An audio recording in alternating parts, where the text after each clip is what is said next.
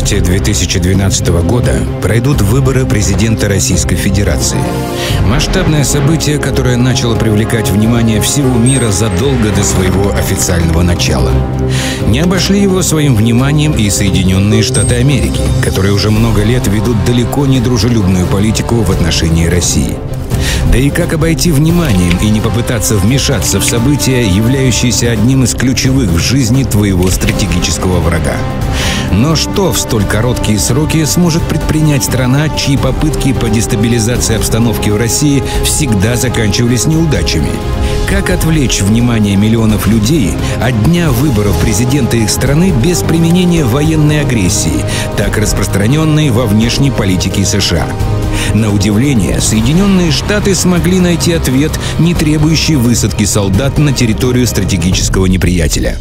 США подключили к делу голливудские киностудии, заставив их устроить свои самые громкие кинопремьеры в один день с выборами президента России. Опьяненные столь беспрецедентным событием, миллионы россиян проведут 24 часа в кинотеатрах, лишенные возможности принять участие в выборах президента страны. Да и как не провести целый день в кинотеатре, когда на премьерные показы приедут знаменитые режиссеры и десятки звезд мирового уровня, участвовавшие в съемках премьерных кинокартин. Следствие таких действий – полное отсутствие явки на выборах президента России. Несложно представить, каким национальным позором с далеко идущими последствиями это обернется для всей страны. Теперь, когда ты знаешь правду, твоя страна ждет твоей защиты. Отправь ссылку на это видео всем своим друзьям.